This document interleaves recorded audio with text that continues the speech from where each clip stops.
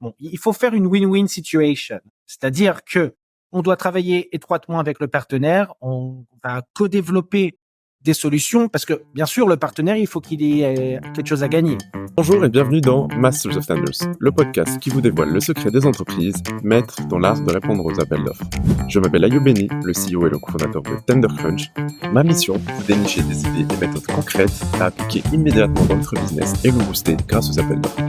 Vous êtes prêts? Allons-y. Bonjour Dan. Bonjour Ayoub.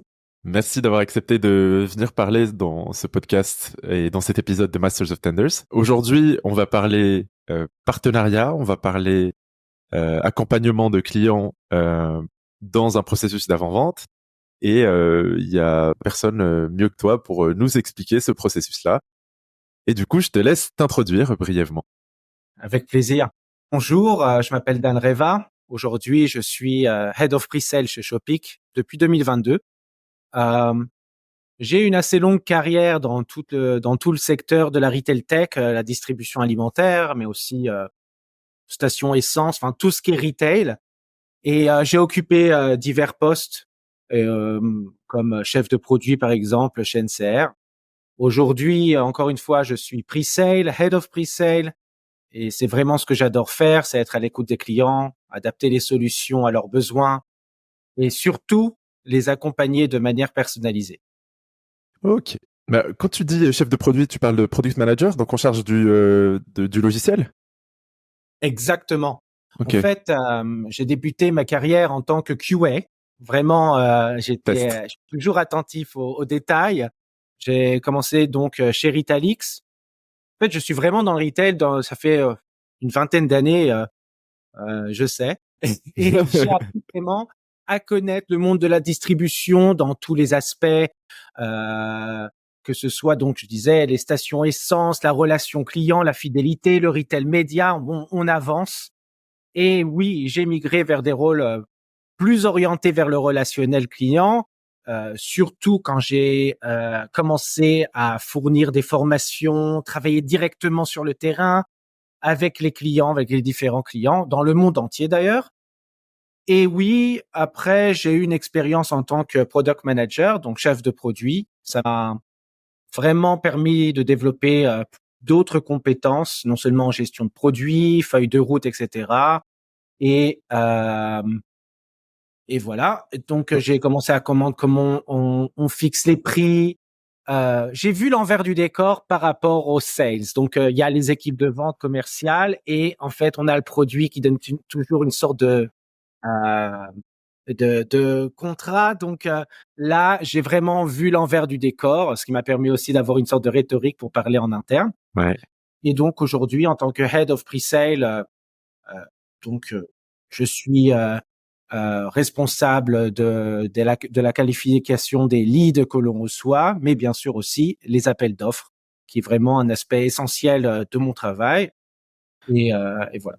C'était la question que je voulais dire. C'est quoi ton lien avec les appels d'offres? Et du coup, tu as répondu directement. Tu as commencé en tant que QA. Pour ceux qui savent pas, QA, c'est Quality Analyst. Donc, en gros, c'est la personne qui fait des tests et qui fait des cas de tests pour des logiciels pour vérifier qu'il n'y a pas de bug et pour vérifier que ça correspond vraiment à ce qui a voulu être développé initialement. Et du coup, t'es passé de là, t'as fait de l'avant-vente. Donc, naturellement, parce que quand on fait du QA, on connaît bien le produit en profondeur. Exact. Donc, on sait le vendre. Donc, tu es vraiment un vrai consultant sur ce produit-là. Et ensuite, donc techniquement, tu le connais. Donc, tu as fait pre-sales. Naturellement, enfin, il y a deux voies quand on est pre-sales. En tout cas, j'ai remarqué, c'est où on va vers le product management, ce que tu as fait, ou on va vers les sales. Donc, toi, tu es resté sur la partie produit pour à la fin repasser sur du pre-sales, encore une fois, mais à plus haut niveau. C'est ça? Oui, exactement. Et Ok. Et je voudrais souligner vraiment pour, ce que tu dis. C'est plus on a de connaissances sur le produit, plus on est performant et rapide pour respecter vraiment les délais imposés par les appels d'offres. Donc, moi, je suis dans mon élément, je suis à l'aise. Bon, aujourd'hui, je fais plus de QA et je suis plus dans ce domaine, mais je veux dire, quand je prends un produit en main, je connais mon produit et je suis sûr de mes réponses. T'es câblé pour comprendre le produit dans tous ses profondeur, Et quoi. c'est bien aussi d'être moins dépendant des autres équipes, même que ce soit en interne, pour pouvoir vraiment répondre de façon concise et rapide surtout. Ouais, c'est clair. Est-ce que tu peux nous parler un peu de Shopic? Qu'est-ce que ça fait? Oui, bien sûr. Qu'est-ce qui la distingue? Alors, nous, ce qu'on propose vraiment, c'est un chariot intelligent ou bien chariot connecté ou caddie connecté, comme on dit. Shopic a été fondé en 2015. Ça a commencé vraiment avec une solution, donc toujours pour le retail, une solution de scan achat. On prend la douchette, on scanne un produit, on l'insère dans le panier ou le chariot. Mais très rapidement, les retailers, ils ont commencé à avoir des problèmes avec ce type de produit. Et les fondateurs de Shopic, ils ont recherché des solutions innovantes pour y remédier. Et en fait, on a découvert que la reconnaissance par image, ou ce qu'on appelle computer vision, euh, vision par ordinateur, ça peut vraiment remédier aux problèmes qui ont été découverts par les retailers. En fait, ce qu'on a découvert, c'est que des fois, on peut oublier de scanner un article et qu'il est quand même dans le chariot et bon, bah, faut Ouais, payer. ouais, Donc, c'est clair. donc, Shopic, en fait, c'est vraiment positionné comme un leader dans le secteur de la retail tech grâce à ce produit phare, donc le caddie intelligent. Ce caddie vraiment transforme l'expérience d'achat en magasin en rendant un processus plus fluide pour les clients qui poussent le caddie. En fait, qu'est-ce qui se passe? Nous, on a vraiment, euh, on a rendu le processus donc fluide en intégrant des technologies avancées. Quand je parle d'avancées, on parle de ce qu'on parle aujourd'hui, d'intelligence artificielle et de vision par ordinateur.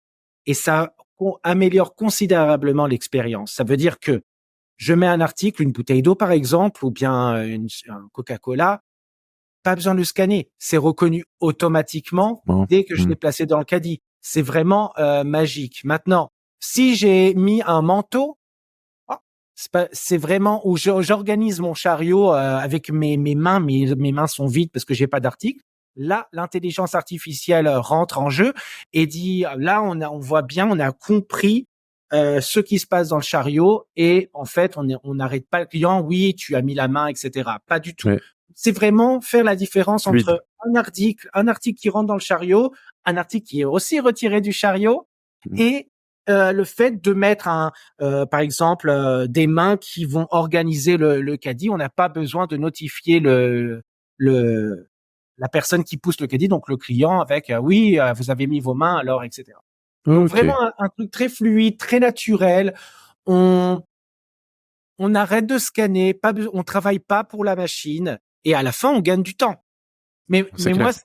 ça, c'est les bénéfices pour non seulement le client en magasin, mais aussi donc le distributeur. Mais pour moi, en tant que pre-sale chez Shopic, moi, c'est la magie. C'est vraiment, on met un article et ding, c'est reconnu. C'est C'est vraiment moi ce qui me captive dans l'intelligence artificielle et ce qu'on peut faire avec et la reconnaissance par image.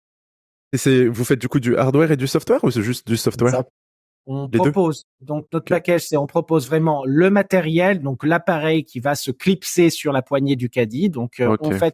on garde en fait, ce qui est très, très, très intéressant, c'est on garde le caddie tel qu'il est, le chariot tel qu'il est. Donc, le distributeur, les supermarchés que l'on connaît aujourd'hui n'ont pas besoin de changer leur chariot.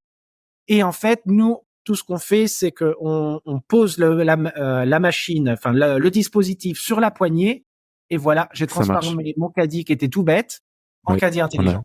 D'accord, c'est clair. Et du coup, vous êtes intégré avec tous les encaissements, les systèmes d'encaissement, la sortie. Oui, Du coup, il y a juste le ticket qui revient, il y a le paiement et c'est comme un self-checkout, quoi. Très efficace, quoi. exactement, exactement. Ça veut dire vraiment, nous, en fait, on est là pour supporter le parcours d'achat du début jusqu'à la fin. Donc, on s'identifie, j'ai mes promotions, j'ai mes recommandations, etc. Je prends mes articles, ma transaction virtuelle s'effectue. À la fin, j'arrive dans la zone de paiement. Bon, si on a développé un paiement numérique, on appuie sur un bouton et voilà, c'est Et fait. après, On c'est fait, quoi. décroche l'appareil, ou bien on passe la transaction et on paye sur une bonne paiement qu'on connaît aujourd'hui Ouais. avec lesquels on travaille. D'accord, très clair. Bah, du coup, vous avez travaillé avec, j'imagine ici en France, les plus grands retailers. Je peux pas trop dire de nom, mais Ouais. on travaille avec des retailers vraiment de renom, que ce soit à l'international. Aujourd'hui, nous sommes déployés aux États-Unis, dans l'État de New York, Ok. et aussi au Chili avec un très grand retailer américain. Et on va ouvrir en Europe, ça veut dire très prochainement en France. Donc, je pense la semaine prochaine, mais là aussi je peux pas dire de nom, C'est mais pas ça dire va être encore. signé. Et D'accord. en Allemagne aussi, à côté de Munich, et en Italie. D'accord. Donc c'est le plus gros appel d'offres auquel, enfin parce que j'ai une question que je pose toujours aux invités, Oui, c'est bien quoi le sûr. plus grand appel d'offres que tu as gagné dans ce cadre-là ou dans le cadre d'une expérience passée? Donc là aussi, je peux pas dire de nom, mais les gros appels d'offres avec des millions de dollars, ça a été surtout chez NCR. Ok. C'est vraiment rentré, les appels d'offres sont assez longues et on a eu même des appels d'offres qui ont duré plus de 2 ans. NCR, c'est ton ancienne entreprise, c'est ça? Oui, je travaillais chez NCR. NCR, c'est une Ok. entreprise américaine. Oui. Et c'est là aussi que j'étais chef de produit. Et là, les appels d'offres, c'est vraiment la méthode, et c'est comme ça que la plupart des distributeurs dans l'alimentation travaillent. Oui. C'est vraiment envoyer l'appel d'offres et avoir et certaines appels d'offres vraiment prennent des périodes assez longues. Hmm. Euh, Moi, de souvenir, j'avais déjà fait un appel d'offres qui a pris entre le RFI à la signature 14 mois. Et donc imagine ouais. toute une équipe qui travaille sur un appel d'offres. Enfin, c'est pas on continue, mais sur une période de 14 mois quand même, et qu'à la fin on perd l'appel d'offres, c'est compliqué. Hein. Mais à la fin on l'a gagné heureusement celui-là. Mais j'imagine que nos concurrents sur ce projet-là n'étaient pas très contents. En tout cas, c'est ça le côté ingrat des appels d'offres. Et, et c'est pas simple ça. Pas du tout. Euh, Est-ce que tu as une anecdote amusante à nous partager sur les appels d'offres que tu as emporté ou perdu?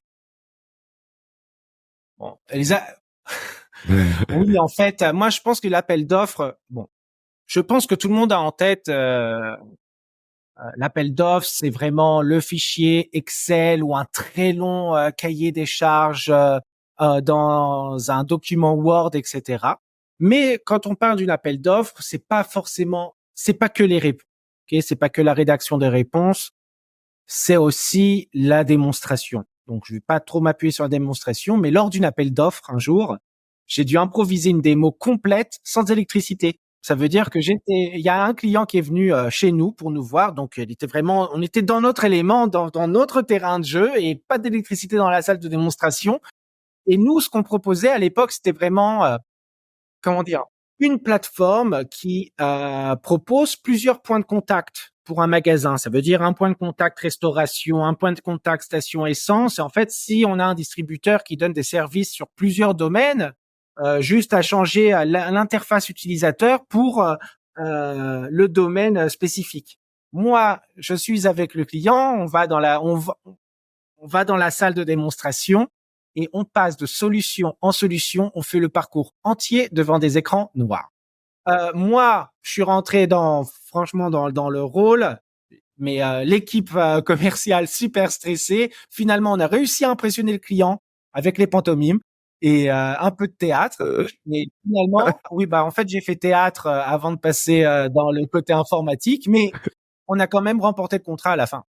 Oh bah c'est excellent. C'est ça en fait un avant-vente. Souvent t'es obligé d'être débrouillard en quelque sorte parce que on n'est jamais. Bah là t'as eu la chance d'être dans ton environnement, mais souvent t'es dans l'environnement du client, Ouais, bah, Internet qui fonctionne pas, t'as une multiprise pas possible. À chaque fois faut savoir se débrouiller quoi. Et C'est c'est vraiment ça. Faut savoir vraiment s'adapter. Par exemple, j'ai eu une autre démonstration. Bon, ça c'était un peu plus drôle. Ils m'ont mis avec une sorte d'écran de cinéma en tant qu'écran pour présenter la solution. Donc, j'avais l'impression de présenter la météo, quoi. C'était vraiment. Et en fait, en faisant un peu rire l'audience, ça déstresse. Les gens sont plus aptes à poser des questions. Et ensuite, c'est à mon tour de répondre à ces questions de façon vraiment concise. On revient dans le sujet ouais. avec beaucoup de détails et on se souvient. Et surtout, il faut absolument qu'on se souvienne de la présentation. Ça doit vraiment marquer la personne qui a créé cet appel d'offres. Ouais. Il faut être mémorable. Exactement, mémorable. C'est notre. En fait, la semaine dernière, j'ai tourné un épisode avec Jérémy Jean-Jean, qui est Global Head Pre-Sales de IFS.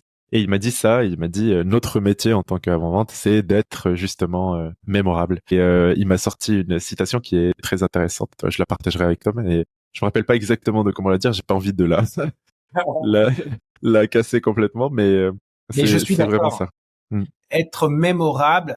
Je me souviens un client en Angleterre qui disait à la fin, bon, j'étais vraiment responsable de la relation client et de la renforcer, mais c'était vraiment ça qui nous avait démarqué. Bien sûr, la solution, mais c'est ça qui nous avait démarqué des compétiteurs. C'est la relation humaine et le fait d'avoir d'être répondu à des questions ou fait le extra mile que une autre personne n'a pas fait, quoi. Tout à fait. Et c'est ça vraiment notre job. D'accord. Enfin, en discutant avec toi avant cet épisode, il y a quelque chose qui est intéressant dans votre processus, c'est que vous sourcez quand même pas mal d'appels d'offres grâce à des partenaires. Et donc ça, j'ai l'impression que c'est quelque chose que vous maîtrisez bien. Par exemple, chez Shopic ou chez NCR avant. Comment vous gérez cette partie-là? Parce que ça, je suis curieux. Alors, là, vraiment, je vais me concentrer sur Shopic et moins chez NCR parce que les forces sont différentes. NCR est une corporation, conglomerate énorme. Je pense qu'ils ont plus de 35 000 employés. Donc, tout se passe en interne. Et Shopic, c'est une start-up. On est environ 70 personnes. Et bien sûr, on a nos contacts dans l'équipe commerciale. On a déjà nos contacts, notre petit répertoire, etc. Mais il faut commencer à se consolider et apporter des forces externes pour qu'on puisse nous connaître mieux, qu'on puisse aller dans d'autres territoires géographiques, etc. Donc, on a développé un réseau solide de partenaires stratégiques et ces partenaires partagent avec nous des informations sur donc les opportunités et des appels d'offres qui peuvent venir. Ces partenaires sont de plusieurs types. Aujourd'hui, on a des consultants, on a des intégrateurs et parfois on pourrait travailler avec des fournisseurs de technologies complémentaires. Pour l'instant, nous, on se concentre plus sur les intégrateurs et les consultants. Par exemple, un intégrateur qui va, disons, c'est une grande ESN de type, je sais pas, Capgemini, CGI, on a plein. Des entreprises-là identifient chez leurs clients, vu qu'ils sont très proches de leurs clients, un besoin. Et là, ils se disent, pour ce supermarché-là, il y a ce projet-là qui peut être intéressant. Peut-être qu'un caddie connecté, ça peut être intéressant. Donc, ils vont venir vous voir. Et donc, ce qu'ils vont faire, c'est qu'ils vont proposer d'intégrer ce projet, donc s'occuper de l'intégration. Et en même temps, eux, ils sont gagnants sur ce côté-là. Et c'est ça. Exactement. Alors, comment gagner? Alors, des fois, par exemple, on travaille avec Microsoft. Par exemple, là, on est vraiment, j'ai rien à cacher. Nous sommes partenaires avec Microsoft aussi. Et chez Microsoft, par exemple, il y a des consultants et ils ont la possibilité, ces consultants, quand ils travaillent sur quel serait le parcours innovant, le parcours du futur dans un magasin. Donc là, ils ont la possibilité d'offrir plusieurs idées à leur audience, aux clients avec lesquels ils travaillent et présenter Shopic qui fait partie donc du portfolio. Donc eux, en fait, les partenaires, c'est vraiment crucial. Ils fournissent donc les informations sur le client, sur les appels d'offres à venir, comme je disais, mais aussi les tendances du marché. On n'est pas forcément dans tous les pays. Qu'est-ce qui se passe, par exemple, au Japon ou bien en Amérique du Sud, etc. Donc là, on a vraiment les tendances du marché. Ils peuvent présenter aussi des besoins de clients qui peuvent être différents. Par exemple, la France, ce qui est plus important, par exemple, au Japon, peut être complètement différent de ce qui est important pour la Roumanie, l'Italie ou bien l'Allemagne. On échange régulièrement des informations. C'est là aussi, il faut quand même du relationnel. Faut pas non seulement un partenaire qui commence à nous parler de temps en temps. Faut vraiment travailler là-dessus pour rester informé des opportunités potentielles. Bah, ça, c'était ma question suivante, justement. Le sujet. Quand, par exemple, on a des partenaires, enfin, un partenaire, il a un portefeuille de, je dis n'importe quoi, une cinquantaine de potentielles solutions. Qu'est-ce qui fait que il va aller venir voir Shopic, vraiment en sachant que dans son portefeuille potentiellement il en a deux qui font plus ou moins comme Shopic, quoi. Comment ça se passe? Alors, d'abord, Ouais. s'il en a deux qui font comme Shopic, normalement, nous, on dira, on passera à Ok. un autre partenaire. D'accord. Parce que Ok. vraiment, c'est une collaboration étroite. Il y a un NDA, non-disclosure Ouais, agreement. Ouais, agreement. ok. Si on travaille avec deux personnes comme Shopic, je le dis direct, ça va pas le faire. Donc, D'accord. et aussi, il faut faire une win-win situation. C'est-à-dire que on doit travailler étroitement avec le partenaire. On va co-développer des solutions parce que, bien sûr, le partenaire, il faut qu'il ait quelque chose à gagner. Non seulement nous, quand on arrive devant un client, on est nous, Shopic, on présente la solution. On a un partenaire qui nous donne une présence et on va dire un support. Euh, Ça permet vraiment de proposer des offres vraiment attractives. Le client se sent plus en sécurité, plus confiant. Alors là, c'est important. Et aussi, on travaille ensemble pour savoir qu'est-ce que le partenaire pourrait vendre en plus de la solution. Par exemple, on donne la plateforme avec l'écran, etc. Peut-être que le partenaire va commencer à analyser les tendances des articles selon, je sais pas moi, combien de temps j'ai passé en magasin, sur quel fabricant de pâtes ou détergent je me suis arrêté pour bien regarder ce que le produit propose. Et peut-être qu'à ce moment-là, selon la période dans la journée où j'ai fait mes courses, je pourrais proposer un produit parce que du café parce que c'était le matin ou un sandwich parce que c'est à midi, par exemple. Voilà. Et en fait, Ok. ce partenaire pourrait proposer des services non seulement je sais pas, consultant, de Ouais. consulting sur le retail média et comment faire plus de revenus. Ok. Donc en fait, le partenaire ne proposera pas la solution à moins que lui, de son côté, il ait quelque chose à vendre aussi. Donc, ce qui est normal, hein. Oui, bah, c'est pas forcément des solutions en plus d'ailleurs, hein. Je disais Ouais. ça en tant qu'exemple.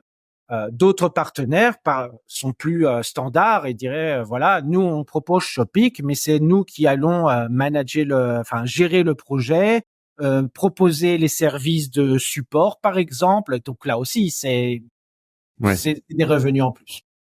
D'accord. Cette partenariat, ça se fait comment? Du coup, comme tu disais, c'est quelque chose qui se travaille continuellement. Enfin, vous avez des réunions une fois chaque 2 semaines. Enfin, comment ça se passe Alors comment concrètement? ça se passe? Comment dire? C'est par LinkedIn. On se Ok. fait connaître. Il y a beaucoup de marketing. Des partenaires nous ont contactés de par LinkedIn et je sais pas moi, c'est comme un rendez-vous. On commence Oui. à se connaître et finalement ça clique et ça marche. Bien sûr, après on va passer des tests, des assessments, etc., des exercices pour voir vraiment si on est compatible avec non seulement le partenaire, mais aussi avec toutes les régulations, etc. Ok. On peut aussi se voir de par des événements ou autres conférences. Non seulement dans ces conférences, on va avoir des leads, mais on peut avoir des leads sur les partenaires. Et d'ailleurs, à la fin, ces partenaires vont aussi nous présenter dans des conférences. Donc D'accord. là, c'est aussi très très bien. Euh, Parce que c'est leur voilà, façon d'innover un peu en quelque sorte. Ils innovent à travers les startups, carrément. exactement. Ouais. Shopic vraiment apporte l'innovation. Ok, D'accord. c'est vraiment comment montrer l'intelligence artificielle qui travaille vraiment en magasin, comment présenter et encore une fois, la reconnaissance par ordinateur, c'est vraiment magique. Et Mm. comment dire, voilà, nous sommes partenaires X et nous proposons dans notre portfolio le caddie intelligent qui travaille euh, par exemple, sur la computer vision et ça rend le partenaire, ça donne une sorte d'éclat du point de vue innovation. D'accord. Donc c'est grâce à ça. Enfin, eux, du coup, ils font des conférences, ils vous invitent, vous êtes l'innovation ou autre. Il y a potentiellement des gens qui vont les contacter parce que ils ont beaucoup plus de reach que Shopic, parce qu'il est Ouais. Et donc ils vont sourcer potentiellement des opportunités. On va vous les proposer, Oui. mais est-ce qu'ils vont vous pousser derrière? Enfin, c'est Alors, oui. ils vont nous pousser parce que finalement, l'idée, c'est vraiment de commencer d'avoir le contact et de transformer ce contact en tant que projet. C'est ce qui se passe, par exemple, en France, en Italie. Et oui, on va nous pousser. Il y a bien sûr certains partenaires où ils vont montrer l'innovation, ils vont construire une sorte de innovation lab, de laboratoire, etc. Toujours des clients vont passer, des prospects vont passer et vont découvrir la solution. Moi, j'aurais bien sûr formé les équipes du partenaire pour qu'ils puissent être indépendants et présenter la solution. Et c'est aussi comme ça qu'on arrive à générer vraiment des leads. D'accord, donc c'est cette partie formation, donc c'est toi qui formes aussi les équipes en interne chez eux pour qu'ils puissent vendre potentiellement la solution pour toi. Oui. Et pour ce qui est intégration, s'ils s'occupent de l'intégration, faut qu'ils sachent, faut qu'ils connaissent le produit en profondeur, comment ça marche. Et ça, vous avez mis des choses en place pour ça? Oui, bien sûr. Donc, non seulement je peux arriver sur le site parce qu'on parle de matériel, donc pour organiser, c'est très facile à placer, etc. Mais oui, je donne des formations, comment présenter la solution. J'ai des scénarios qui sont documentés et qui puissent suivre à la lettre pour donner une bonne une bonne présentation. Je les mets à jour à chaque fois qu'il y a des nouvelles fonctionnalités parce que c'est moi qui gère l'environnement de démo dans le monde entier. Euh, donc Ok. oui, ils ont pas mal d'informations et aussi on crée ce qu'on appelle des e-learning, des formations en ligne et qui permet aussi d'acquérir de nouvelles connaissances sur le produit. Connaissance. Oh, ok, d'accord. Donc comme ça, c'est mis à jour régulièrement quand il y a de Oui, nouvelles fonctionnalités, etc. Donc là, une fois que le partenaire a sourcé l'opportunité enfin, et que vous l'avez entre les mains, disons que c'est un RFI qui arrive, donc c'est Request for Information pour ceux qui connaissent pas. Donc c'est un document par exemple, disons un grand retailer va émettre pour voir un peu ce qui se fait sur le marché avant de passer sur une procédure de RFP. Donc c'est une Request for Proposal où la procédure est un peu plus détaillée, donc les besoins sont plus clairs et c'est un peu plus long, quoi. C'est là où il y a vraiment la majorité du travail. Donc une fois que tu as reçu le RFI de la part d'un partenaire, chez vous, vous avez mis en place des un processus d'accompagnement du prospect dès son entrée jusqu'à potentiellement la signature. Et vous avez mis des process pour ça, parce que est-ce que tu peux nous en parler un peu? oui, bien sûr. Donc on travaille. Bon, c'est pas forcément chez Shopic, mais même chez NCR. D'abord, il y a la réception du RFI ou bien du RFP, donc tout dépend. Point de vue produit, c'est la même chose en tant que contenu. La différence entre les deux, juste un, c'est pour information, l'autre va contenir plus des délais et aussi des prix. Donc, à la réception du RFI, d'abord, il y a la revue. On identifie les points clés du RFI. On va faire des réunions avec des équipes internes pour discuter des capacités de Shopic ici chez Mhm. Shopic et voir les exigences parce que même si les clients sont différents, nous on vend toujours le même produit, il faut savoir comment adapter et comment ça peut Mhm. rentrer dans les délais. Et en fait, on va évaluer la faisabilité par rapport au RFI. Ensuite, on va préparer la soumission, la réponse complète du RFI. Et pour ça, donc, j'ai créé avec tous les RFP et RFI qu'on l'a reçu, j'ai créé un wiki. La Mhm. plupart des questions reviennent. Donc, j'ai créé une sorte de wiki ou de portail web interne qui permet de regrouper toutes les questions selon les différents labels, ça veut dire technique, métier, etc., Ouais. support. Et en fait, c'est comme Google, je rentre sur Google, je tape la question et voilà, avec des mots-clés, et je reçois plusieurs types de réponses qui ont déjà été rédigées par moi d'ailleurs. Ouais. Et c'est très facile à utiliser. Non seulement, et j'arrive, et aussi j'enrichis ce wiki tout le temps, c'est-à-dire que si je reçois des questions par email ou des discussions ont été faites sur les nouveautés, là aussi, je peux rajouter des informations directement sur le wiki. Si quelqu'un d'autre a besoin chez Shopic, peut juste taper la question et ils vont recevoir une réponse. Ça, c'est pour être réactif, c'est ça? Enfin, c'est Ah pour, oui, dans le cas, tu as une question, c'est pourquoi exactement? c'est pour être plus rapide et savoir répondre et être dans les délais. Des fois, Ok. vraiment, on a soit des retailers qui nous envoient des RFP et ils veulent la réponse dans 2 semaines. Peut-être que telle ou telle personne a pris des vacances, telle ou telle personne n'est pas disponible. Enfin, 2 semaines, c'est vraiment très très court. Il faut quand même savoir. Et voilà. Là, vraiment, dans des appels d'offres, je sais pas si tu penses la même chose, mais le client est vraiment roi. Et si on veut être dans le jeu, il faut savoir se plier à et répondre rapidement. Donc, sinon, pour toutes les réponses dans un RFP, dans un processus normal, moi, je collabore vraiment avec les équipes techniques et commerciales. Commercial, surtout si c'est un RFP, technique si c'est un RFI plutôt. Mhm. Et je mets en avant tous les atouts de la solution Shopic.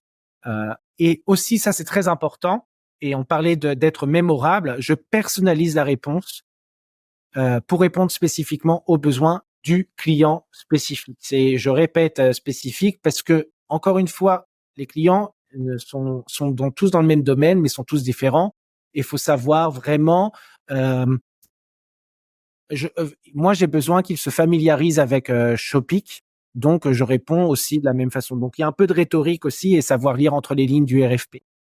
Ensuite, il y a la présentation de la proposition. Donc, la plupart du temps, on en a parlé tout à l'heure, c'est souvent une réunion ou une démonstration en direct. Et là aussi, préparer la présentation convaincante, ça veut dire mettre le logo du client, peut-être utiliser les produits du client, des produits vraiment spécifiques. Parler la langue aussi, ce serait important, que ce soit anglais ou espagnol. Ça c'est toujours ça adoucit. Répondre aux questions du projet, savoir quelles sont les questions qui peuvent être euh, mises en avant pendant la démonstration, et surtout mettre en avant les bénéfices spécifiques pour le client. Et à la fin, on parle de négociations, mais là, c'est plus les négociations avec le commercial. C'est moins mon domaine, mais même pour ce qui est entre l'élaboration et la signature du contrat aussi, ce sera avec les équipes juridiques. Donc, je supervise le côté négociation et juridique, mais finalement, moi, je suis plus responsable sur le contenu et la démonstration et sur les engagements. Du coup, sur le long, par exemple, sur un appel d'offres, là, tu as parlé d'un RFP qui dure 2 semaines. Imaginons que c'est sur un grand groupe où ça va durer 1 an. Comment tu t'organises pour parce que 1 an c'est long et t'as beaucoup de travail à côté, t'as d'autres dossiers en cours. Comment rester mémorable dans ce contexte-là? Là aussi, c'est vraiment le relationnel. Au bout d'1 an, on se connaît, on s'appelle par notre prénom.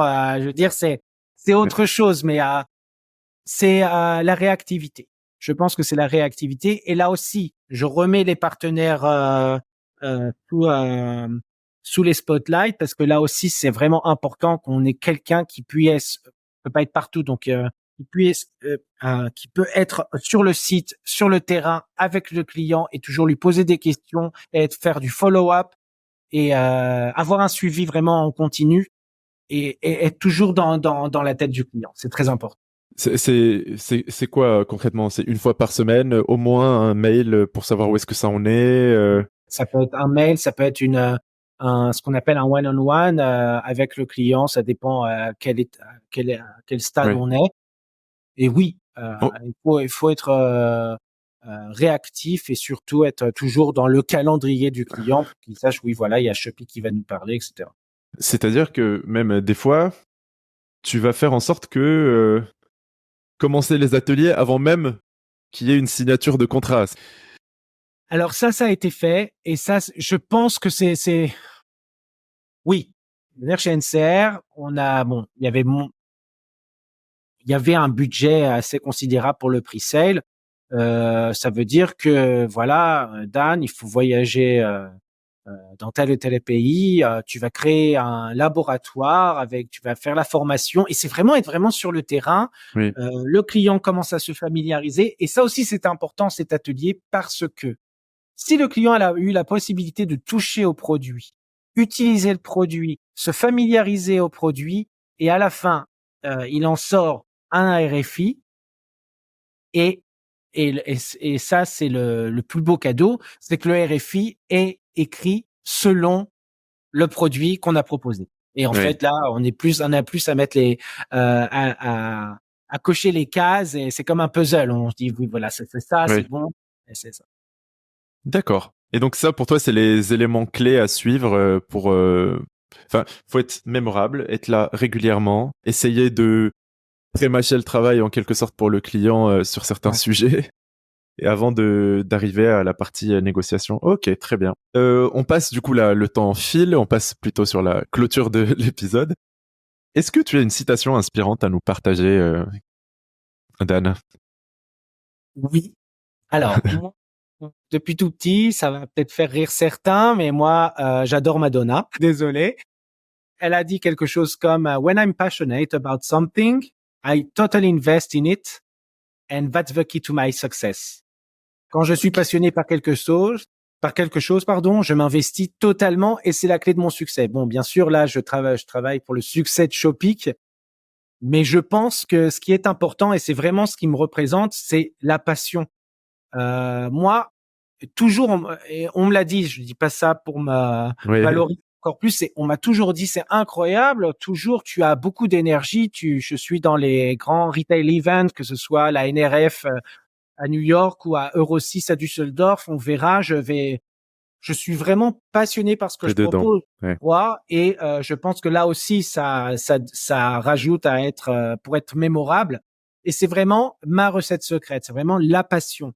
Il faut être passionné, et je dis ça pour tout le monde, hein. Soyez passionné par ce que vous faites, soyez curieux et posez des questions parce que poser des questions, ça veut dire bien sûr en interne pour savoir comment le produit marche, mais poser des questions aux clients. Qu'est-ce qu'ils recherchent? Qu'est-ce qui les a intéressés? Qu'est-ce qui les a époustouflés? C'est vraiment et surtout prendre leur feedback, prendre les retours et améliorer le produit et être content de les revoir. Surtout, faut s'en rappeler parce qu'on voit beaucoup de monde pendant ces événements.